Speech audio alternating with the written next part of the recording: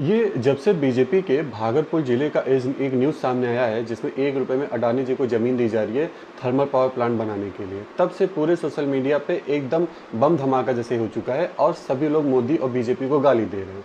पर इन सभी लोगों से मेरा कुछ ऐसे प्रश्न है जो मैं कि क्या वाकई 10,000 एकड़ ज़मीन में 10 लाख पेड़ या 10 लाख आम का पेड़ लगाना संभव है? अगर आप चैट जीपीटी से भी पूछोगे कि 1 लाख या 10 लाख आम के पेड़ लगाने के लिए कितनी ज़मीन की आवश्यकता होती है, तो चैट जीपीटी का भी यही कहना है कि एक आम के पेड़ के ग्रो होने में कम से कम हमें 100 स्क्वायर मीटर ज़मीन की ज़रूरत होती है।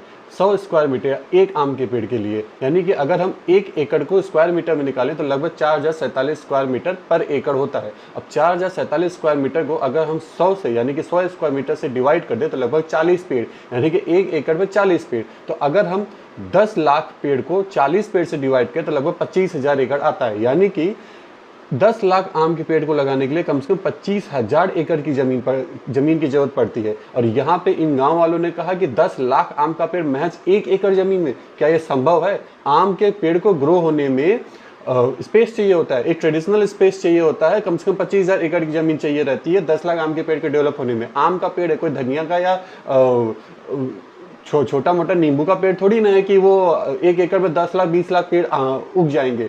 ये सोचने वाली बात है। ये प्रश्न भी उन लोगों से करना चाहिए जो ये कह रहे हैं कि 1,000 एकड़ में 10 लाख आम का पेड़ लगाना संभव है और 10 लाख आम के पेड़ के लिए लोग अपने आंसू बहा रहे हैं। पहली चीज। दूसरी चीज ये, तो जो लोग ये कह रहे हैं कि उनको मुआवजा कम मिला, उनको पैसा कम मिला, उनको उनकी जमीन की कीमत ज्यादा मिलनी चाहिए, सबसे पहले उनसे ये पूछने की जरूरत है कि आपकी जमीन यहाँ 1,000 एकड़ में आपकी जमीन थी कितनी और उतनी जमीन की उस लोकेलिटी के हिसाब से क्या रेट चल रहा था। उस रेट के हिसाब से अगर आपको पैसा ना मिला हो तो आप सरकार के खिलाफ आवाज उठा सकते हैं।